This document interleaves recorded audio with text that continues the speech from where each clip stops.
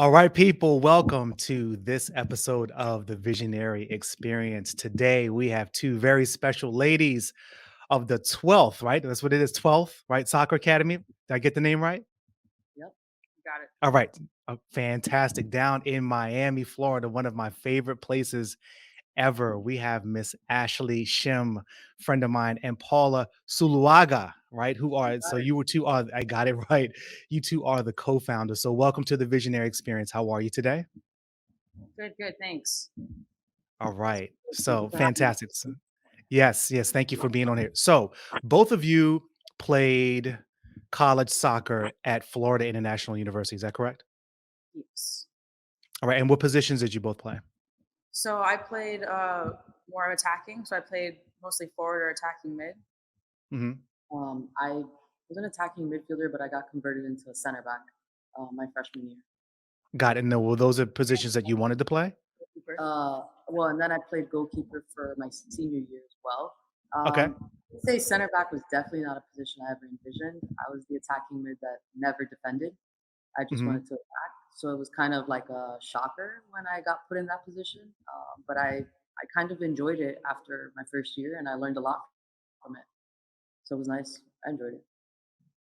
No, that's fantastic. And so again, and Ashley, you were so because again, I've watched a lot of soccer, but I don't know like the numbers and like the positions too Mhm. well. So is that essentially the same like as a striker, or is it kind of the on the So left or the right? the attacking mid is the line or the person that's below the striker, Okay, yep, like okay. to the striker. Yeah, and then depending on like the formation we played, sometimes we played three up top, and I would play like on the outside, like a wing forward, or sometimes Mhm. we would play two up top, and I would just be one of the forwards. Right. So that's a pretty important position then, right? Because I'm assuming like you're the attacking mid, but also are you kind of the first line of defense when you have to switch field and Yeah, you know, yeah, yeah. Yeah, you are the first line of defense, and I guess people rely on you to execute the attack and score goals. So yeah, I right. think it. Yeah.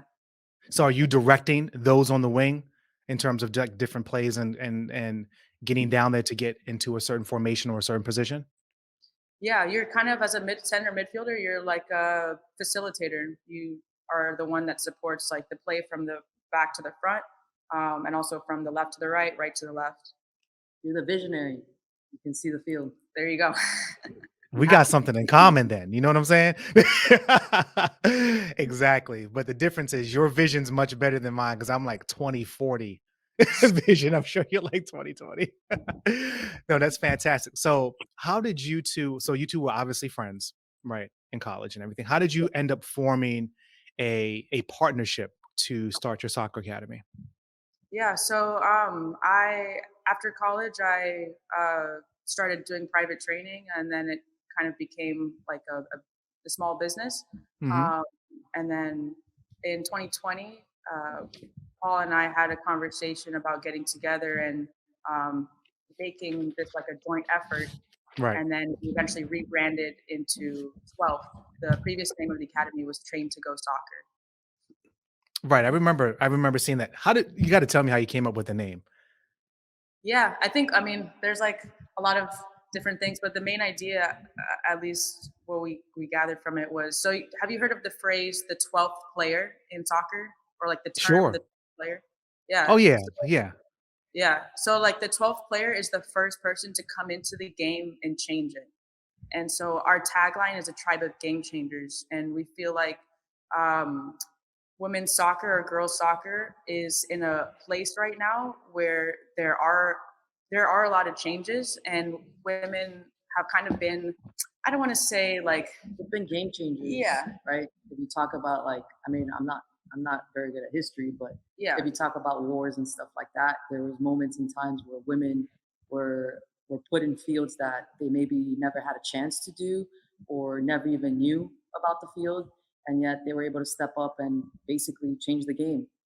And it's something that I think we as women continue to do in the climate that we live today, right?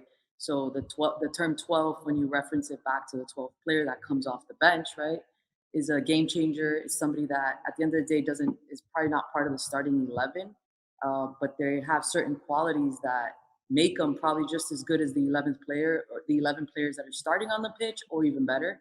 And we feel like those are characteristics that come together from a women perspective as well, right? We're game changers. We have to break ceilings. We have to be just as prepared for the workforce, or even more prepared than those that maybe are in a seat that we want to take. Hmm. So that's kind of where the name kind of came together, Yeah. where we were able to, you know, blend it with that female aspect, and in essence of who we are. Right. Well, first of all, given some context, I love the name. I love it, to be honest with you, because again, for those who are familiar with soccer, right? They're like, Mhm. "Oh, that's cool." Like, or like in basketball, like you have like the sixth man, right? Because you have your starting Yeah. five, you know, and so that sixth person, right, comes off the bench, makes a huge difference, as you had mentioned. I love that. And so let me ask you this. So, Paula, you had mentioned as women, like you do face certain challenges, right? Do you feel that over the last, let's say, 3 to 5 years, that the landscape for women in soccer has gotten a little bit easier, a little bit less pressure because of the US women's national team having so much success? Or do you still think there's a lot of challenges that remain out there? I mean, I would assume that there are things that have changed. There has been, um, like with the U.S. women's game, how they had the lawsuit Mhm. and they won it, right? That's a Right. positive. But I do think that there's still a lot of challenges out there in general, um, for people, for women in the sport in different countries. So I would say you know, it's marketed like something has happened, Mhm. but I'm not sure that at the root of it has really changed. What do you mean by that? Like, I don't know, federations, maybe Hmm. you can talk a little bit more on that, but I don't know that every soccer federation out in the world is really putting women's soccer at the same level as men's soccer, or giving them the exact same tools, or providing the resources. Right. So I do think that maybe with like in the USA, it could be seen a little bit different. In USA, girls soccer is huge here. Right. Every little girl is playing soccer nowadays. Mhm. But I don't know that at the deep root of it, things have changed drastically. Yeah, I would No. touch Yeah. on that with just some experience from playing with Jamaica, and just seeing the different, even the different federations or the different countries that we played against, and even experiencing like in my own federation, um, with just the lack of resources and the lack of like organization and management on the women's side. But I think also we kind of uh, I think we have the same like belief on this, especially in like the Miami culture, because it's like Latin American and Caribbean, and the Mhm. mindset there is not totally like the US mindset or like some of the European mindset where women are just as capable or are capable like men to be able Playing to a play a sport. sport, yeah. Yeah, and so they don't see that as like a real, maybe a professional career path or just something that women should be doing in general. And I think it's just a mindset that has not been changed, or they're maybe not open minded to it yet in different countries. No, and that definitely makes a lot of sense, and that's why you 2 are, kind of breaking some ground, right? Changing the game, you know, doing what you can and making your own impact, right? Yeah. Having your own footprint, for sure. And so Ashley, share with us your transition from playing college soccer, to going to the, Jamaican women's national team. Uh, sure. So, my senior year of college, I was invited to my first camp with Jamaica. And so the way like national team works is it's you get together for certain camp, like training camps, to prepare Mhm. for certain tournaments, whether that's like a regional tournament, like a CONCACAF tournament, for example, is what Jamaica is in, and also the U.S. and other Caribbean islands, Mexico, Canada. Um, so transitioning from college to national team, I don't think it was I mean, I don't think it was anything crazy new to me, because the same level of like competition and mindset, I was prepared for that next stage. Because I had a really good coach in college, and a lot of I learned a lot of like mental toughness and things that I needed to be in order to like get to the next level. And also like my ability on the ball and off the ball on the field. Um, I think we played at a really high level in college, so Hmm. that helped me go on to that next stage. Yeah, we definitely had a coach that demanded like a high level of soccer in Yeah. general. No, absolutely. And so for the women or the young ladies who are let's say who would listen to this podcast who are following you, who are let's say transitioning, they're a junior, senior in high school, right? They're going into college. They're going to be playing soccer, right? Mhm. They've been recruited or whatever. How was your experience in terms of balancing academics and then the rigors of being on on the soccer team? Um, I mean, what is academics? All right, like, No, huh? I mean, What are you talking about? No, no, I'm just like playing around because we did have a really tough soccer schedule. I thought like we would train sometimes like 3 times a day and at all sorts of hours. Like I remember sometimes lifting weights at 5 a.m. or getting up at 5 to lift weights and then having like a mid morning practice or late afternoon practice let's go to and then class go to and you can't class sleep and yeah and and you're trying to then recover your body at the same time. So your body's literally like shutting down on you. falling asleep in Um, class. I'm sure no teacher wants to hear that, yeah, but I couldn't control it. yeah. But it definitely teaches you to like be organized, to prioritize things, and Mhm. to just get the job done. Yeah. Like it's you have to do it whether you want to do it or Mhm. not do it. Like there really is no excuse about it. You could either decide to show up to class or not show up to class, but at the end of the day, you still have to pass that class. So you have to Yeah. figure it out one way or another. So I definitely think it was a very rigorous schedule, but it's a very doable schedule. You just have to be Yeah, to organized prepare yourself. and you have to prepare yourself and you have to know that you're here for the sport and for school. Yeah. Once you start adding, like, yeah, you can have fun. Obviously you want to have fun and you want to go out and you want to meet friends and it's a great experience. But your priority is still school and soccer because if it doesn't, then you're gonna have no time. Right.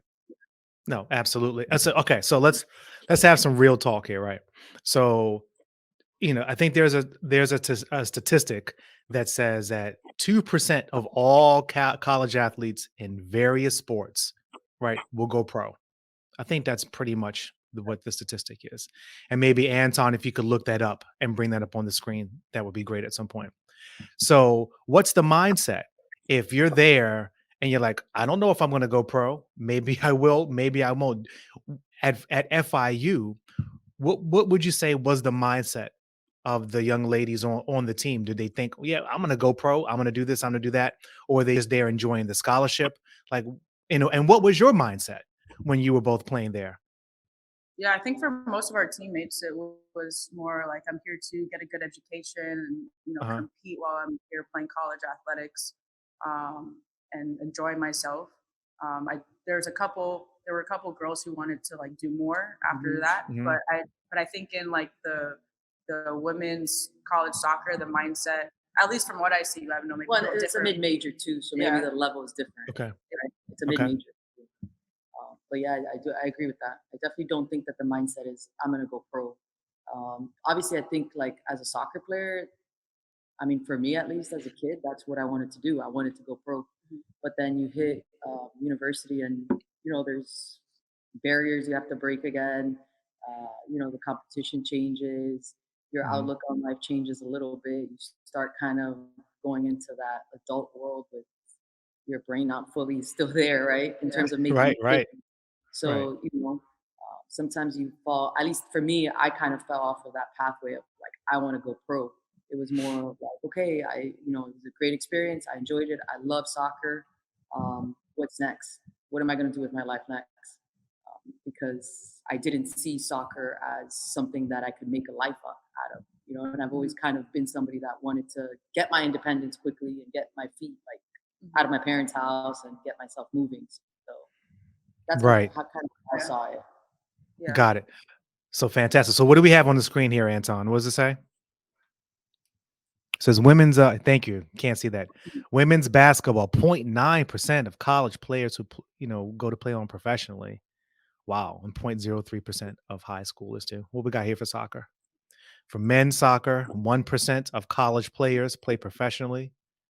0.04% do. That's men's basketball, 1.2%. So the number is actually lower than I had said, which is some craziness. Do they have anything on women's soccer? If not, no, I don't care about ice hockey. You can move on. But I do care about football. So 1.7% of college players play professionally. Look at that. That's craziness. And Yeah. 0.08% of high school players do. So I think we kind of generally get the point. Thank you, Anton. It's like, generally, um, you know, it's such a very, yeah, and even with baseball, it's like it's such a very small percentage, right? And that's not necessarily meant to discourage anybody, but it's just the truth and the reality of the situation,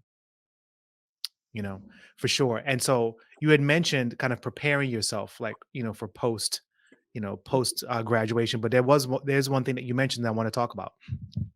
You said the level of competition increases, right?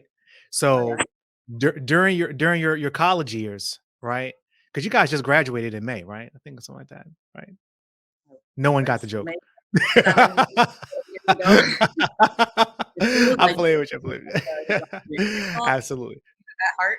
So, right. Who were some of the tougher teams that you played against at FIU? Well, we loved to play University of Florida, or our coach loved to play the University of Florida, which is Okay. it's been a top 25 program for a very long time under Becky Burley. Okay. And then we had played FSU one spring. We played North Texas. I thought was pretty. I mean, they were a different style, but it was A difficult team to play to against. play against. Yeah. Okay. Colorado State. Oh, Colorado. Oh man, I don't know if it was the team or the weather in Colorado. It's definitely the state. Or the state, the climate.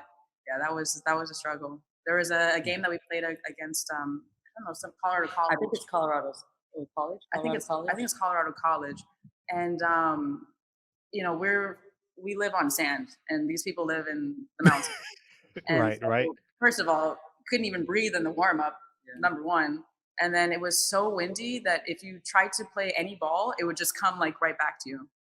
It was Wow. it was an absolute disaster. Yeah, we like played inside our 18-yard box the whole game. Yeah, it was bad. So it's like kind of like dolphins against billy goats, right? It's completely different environments. And I definitely get that. Did you guys have a good team when you were there? We did, yeah. I thought we had a great team, and like the chemistry was great. Mm. By like my junior year and senior year, it was kind of different, like personalities on the team and different Mhm. styles of players came, and it was, I guess, other challenges to be dealt with to have like that team unity and all that other stuff that you need to make a team great. But I thought our time there was like we're the first one in the program, the women's program at FIU to enter the NCAA tournament. Right. So that was like a big deal. That was, yeah. And then we won our conference, Yeah. as well. We came second in the conference one year as well. So we had some success. Yes. No, fantastic. So, what would you take as maybe 2 or 3 lessons learned in terms of your character, right? In terms of just kind of learning, you know, from your years playing college soccer? Yeah. I mean, I think for me, like a huge one was just the attitude of like you can never give up. Like it sounds like cliche, but you have to be able to have the resilience to push forward no matter Mhm. what the circumstances or what you're feeling like or what you think about the situation. It's just a matter of, hey, I have a job to do and I have to get that job done. I think that was a big thing for me to learn how to become like more mentally tough, and our coach was very good at helping us become more mentally tough. Yeah. Yeah, that for sure to me was one of the biggest lessons too. Like, just don't give up. No matter like how slow you're basically rowing the boat, you keep rowing the boat until you Mhm. get where you need to get. Um, and that I think was the biggest lesson in general. Yeah. No, absolutely. Anton, can you bring that thumb up that I sent you as well? But go ahead. I'm sorry, Ashley. Go ahead. Yeah. No, I was just the same thing. I think that's just the biggest thing because you can carry that throughout your whole life in any situation that you're in, whether that's in school or in the workforce, or if you have, personal issues in your life, having the ability to press forward, I think is like an immense thing in building a strong character. Yes. So can you I don't know if you can see this on the screen, but so this is the promotional thumb that I had for lessons from a soccer dad. No, so number one is attack the ball, because watching little girls, it's like they'll just look at the ball like, no, attack the ball. And number two, lessons that I've kind of took was angles, right? If you take the proper angle, then you'll get to the ball and anticipation, like, okay, where is it going to go versus where is it now? And I kind of talk about that, and I actually relay that to business experience, because it says here critical observations from the soccer field to the boardroom, right? And Mhm. so really for you both, how has the perseverance, right, the never getting up, giving up, having a job to do, how have you been able to incorporate some of those lessons starting your own business as women? Sure. I think it's about not having that Thank initial you, Anton. All right, go ahead. right of launching what you believe is going to be the next greatest soccer academy in Miami, especially in Hmm. Miami because Miami is we have like in the radius of like 10 miles we have, I'm not lying, like probably over 50 clubs, 50 trainers, everybody's Yeah. doing private training. So kind of just like that, attack the ball, attack what Hmm. you believe, get after it, and that's I think what we did. We Yeah. decided to say, hey, what's gonna make us different than everybody else besides our training and like our knowledge? Um, and it was, hey, we market to girls. We are women in wanting to lead the next generation of soccer players in the city. And we actually sat down and we were, I don't know who we were talking to, but they asked us like, oh, do you guys know if there's any other women like DOCs in the Oh yeah. area or like Hmm. women like owners that and honestly like I I can't think of one. yeah, I couldn't think of one. So to us, I would say that's one of the, attack it, get after it. Yeah. No, absolutely. And so you mentioned kind of where you are, like, down in the city. So what would you say, if you've even thought of it? I'm sure you have, though. What's like your 3 year and maybe your 5 year plan for your soccer academy and where you want it to go? I mean, I think for us, like the biggest thing is just growing girls' participation in soccer in Miami, because it's still like kind of how we talked about earlier, Latin American Caribbean mindset. Hmm. We have lots of calls for asking, hey, can I put my son in your academy and this and that. Um, I also have a daughter, but I think she's going to do dance, or she's going to do cheerleading, or whatever, or Volleyball. volleyball or gymnastics. Maybe not the parents not realizing, hey, girls can play soccer too, and they're very good Right. at it. Um, and I do think there's like a big interest for Yeah. that here, and we want to definitely like help rope and teach parents too, like educate the parents that this is something that your daughter can do and excel at. No, absolutely. So there's a quote that I read a while ago, and it says, losers have goals and winners have systems. And I am a firm believer in that. I think it's good to have goals, but you're not going to win if you don't have a system, right? So what are some of the things that you two are doing to work together, right, as a partnership, to make sure that from a business perspective, right, because I know that you want to connect with the girls, Mhm. which is most important by far, but what are you doing to make sure that your business advances and also that your business grows, over the next several years or so? Well, like we have kind of focused in on the market. That was first, right? Okay. Yep. We said, okay, our biggest market is female, and it's something that nobody's tapped in Miami. Okay. And the Yep. second piece that we've added to that is we've made a decision to focus on a specific age group, and that is Okay. creating a base for the a foundation basically for the business, and that is basically ages 3 to 9, and really honing in on that age group and kind of learning absolutely everything. It's not just soccer, right? It's obviously motor skills, but it's also cognitively where they are at. So that's something that we basically honed in as well, and then partnerships. Like the facility you see here is a partnership that we were able to have this past year, and Mhm. it's Fall Fever. It's an indoor spot, and they basically we are their soccer academy. and we run our academy out of here. It's So to us, fantastic. those are basically it. That like creating a good foundation, and then the partnerships that you create along the way are very important, because they're definitely the ones that are going to help you grow Yeah. And we also are we have an alliance with the with school, the school as well. Okay. uh, not too far from this facility, and that's a big thing for us too because schools always have kids, right? You're never running out of kids, and we are really focused on growing that elementary age as well. So that same 3 to 9 age group, and we call that our Future Stars program. So that's a big Okay. thing for us. Yeah. So let's just kind of go back to that. So I know Paula, you had mentioned a little bit about it, but was that something that you both had discussed and agreed on in the beginning, that 3 to 9, or did you think about older? Because as they get older, right? I mean, are the girls? I'm assuming they're still coachable, but Yeah, their level of skill changes because it was. I'm sure you've heard of the term herding cats. Because when I watch little 3-year-olds and 4-year-olds, it's like, "Meow," like they just all over the place, and I can't do this.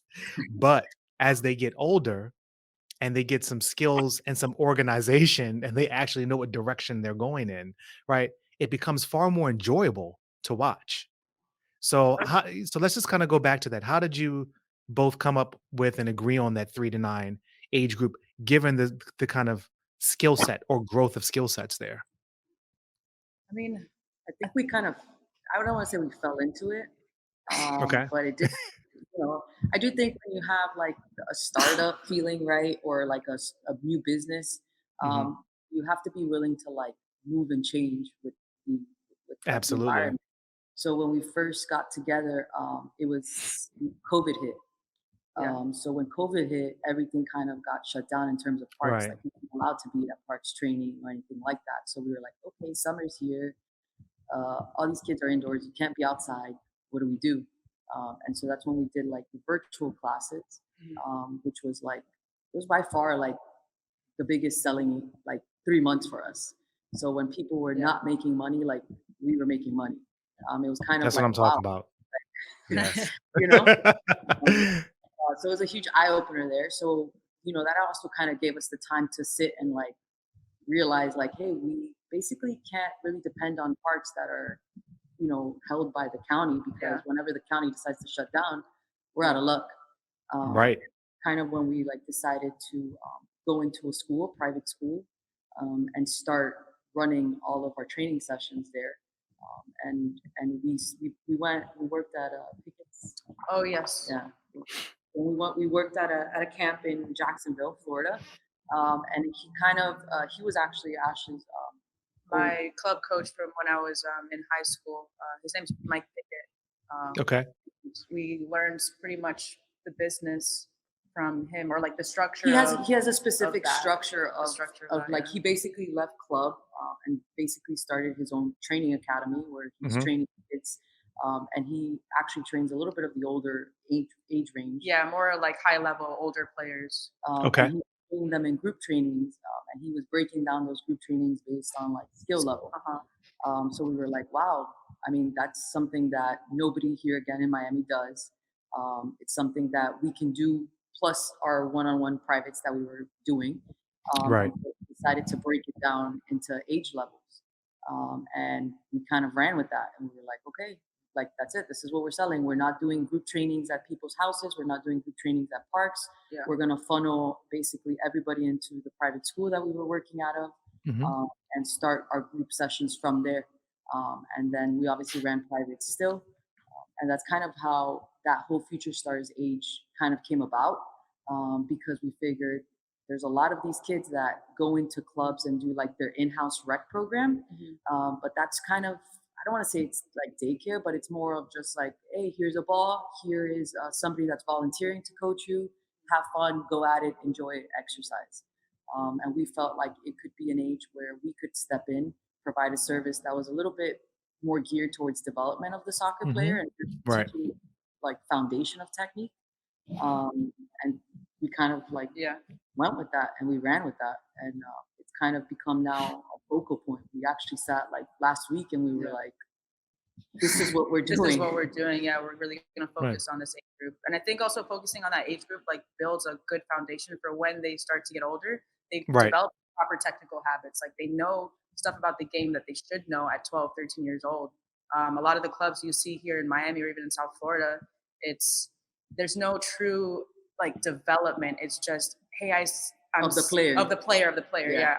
Yeah, I'm a coach and I'm seeing, your club has, one or two good players on their team. I want to talk to those players and ask them to be on my team next year. And they're, 13, 14, but no one's going into that 3 to 9 age group and saying, I'm going to take you and I'm going to try to teach you things that you should know at that age, and not just here, take a ball and, go have fun, which, yeah, you need to have fun and all that stuff. And we like that about our program as well. But it's important. The teaching aspect is going to go a long way for those kids. No, absolutely. No, so is it just you two, or do you have like some No, affiliate coaches type deal, or how is it set up? we have coaches under us. We have Okay, like we're a group of six. We're a Yeah. team of six, um, fantastic. and yeah, everybody's like scheduled out. It's like a normal business. Like you're here, you're training. We take them through a whole training process. Hmm. Um, we book their classes. They run the classes. We provide them a curriculum. From a structure standpoint, like all of our classes are structured, um, so that we can provide them each a curriculum, and a location, right? Because when you have various locations, each coach kind of goes into various locations. Absolutely. Do you have aspirations of kind of just owning your own specific location, or do you find it more advantageous now just to kind of be a little bit more fluid? I think the long term goal, we definitely want our own location. I think that would be like a huge thing for us. But I think Mhm. the partnerships that we have right now are incredible, and we're going to keep going with that. Yeah, for No, sure. absolutely. I think being Yeah. fluid helps because the dynamic changes Mhm. constantly, and you're still kind of growing and learning as you grow. Yeah. Right. So it's important to have that, to be able to be fluid, and not have an overhead of $20,000 warehouse rent in Miami, Right. Florida. Yes. As Now well. I'm telling you, watch out. It's a bad word in business, overhead, because it stays overhead for sure, for sure. So, all right. So I want to ask you about this.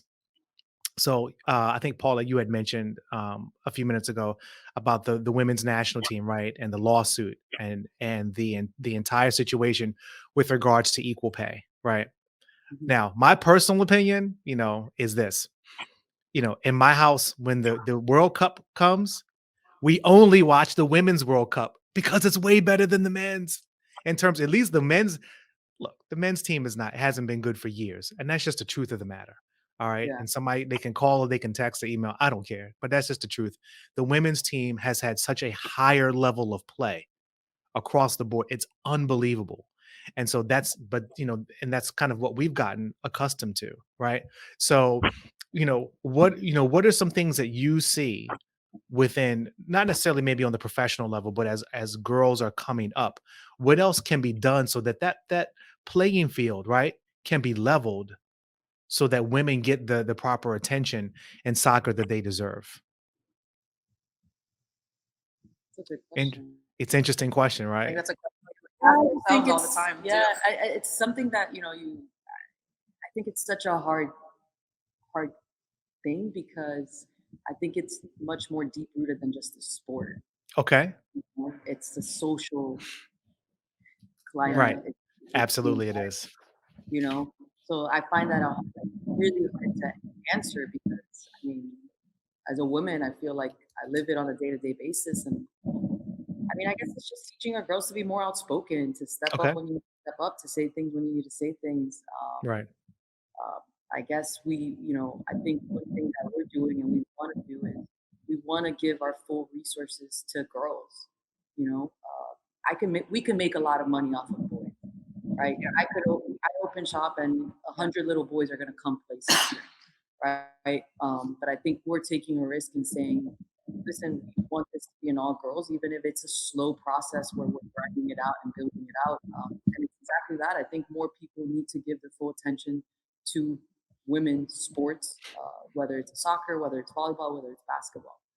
Too many times in business, and I get it, it's business. I'm here to make money. We are here to make money. I'm here to make a living off but I definitely do think that if we can give our full resources to females that is something that could eventually change, right? You have big clubs here in Miami, right? You have Miami Rush, you have Time Pinecrest, press.